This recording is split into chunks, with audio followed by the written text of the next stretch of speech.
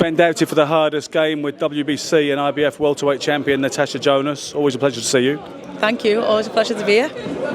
And talking of being here or not being here, Lauren Price seemed to exit the press conference pretty early today. It finished and then she was gone. I mean, I don't know. I just do what I'm told.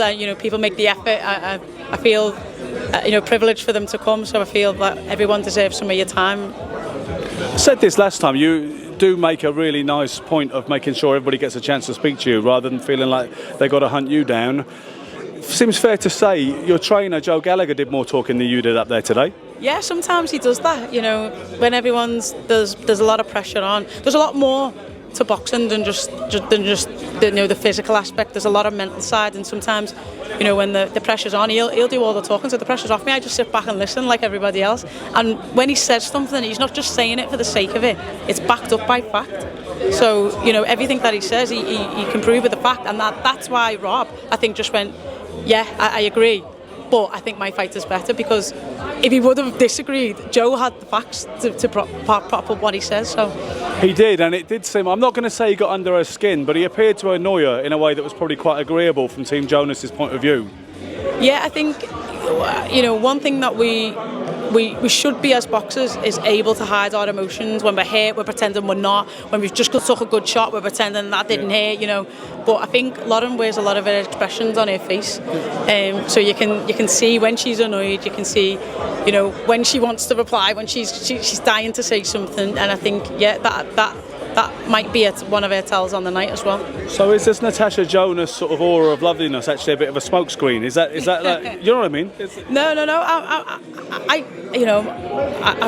I think I'm a nice person. Not everyone would agree. I've probably got. Who doesn't like you? Oh, there's loads. I don't have me to start, but I think I want to reflect on me city, me family, and friends of the person that I am at my core, and I genuinely believe that I try and be as nice as possible. So, yeah, I am. But at the same time, when I need to be nasty and I need to be mean, and it's work time, then the nice Natasha Jonas goes out the window and Miss GB arrives.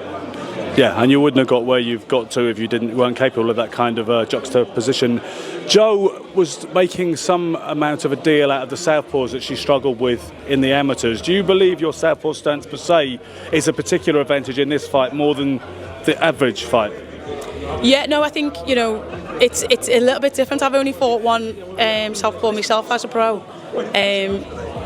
So yeah, it is a little bit different, and it is a little bit of but that's what camp's for. And I've been with the likes of Shakur Stevenson, I've been with the likes of Jazza, I've been with the likes of Brian, who was part of Barbosa's team for Catrol, and I've been working with them on certain setting up in positions. I've been asking them about their experience, what works for them, and some things I've done and I thought, I'm not doing that again. Boom, caught a shot. Yeah. But then other things I thought, no, that's the key. That's the key. So yeah, you're always learning, always developing. From an orthodox perspective, everybody says you try hit a southpaw with a straight right hand, but I do wonder if it's such a cliche that you already know that and you expect people to throw it. I have a friend called Michael Asilkalajade who fought Tommy Hearns, amongst others, back in the day, and he thinks the left hook is the best shot against the southpaw. Do you have an opinion on that? No, I think one of my best shots is my lead hook, which was my right hook. So yeah, I could believe that. Yeah, is that? And what about the battle to move to your right? Classically, you're supposed to move to your right and say keep your foot outside of that left foot. I see people break that rule plenty often with success. Yeah. Is that just beginners boxing? I think that's boxing at its very, very fundamental basics. Obviously, you're always trying to get away from the backhand, which is the most powerful shot that the other person possesses or should be.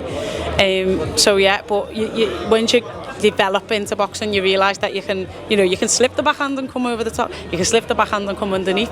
You can actually counter it and throw it at the same time. So it's at its core and at its simplest, then you should always try and avoid. If you're teaching a kid, you're going to tell them to avoid it and just go the other way. It's a funny moment I saw on Instagram today, somebody posted it. Were you labouring under the misapprehension briefly that you'd actually fought Lauren Price in the amateurs, and it turned out to be Becky Price? Yeah, it was Becky Price. How many Prices? And I thought Jones was the national Welsh name, but obviously it's Price.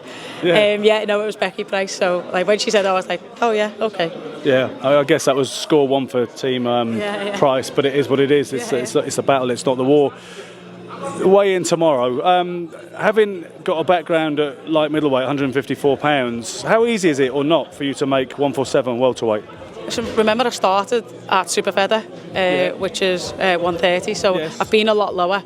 I think the size is better for me.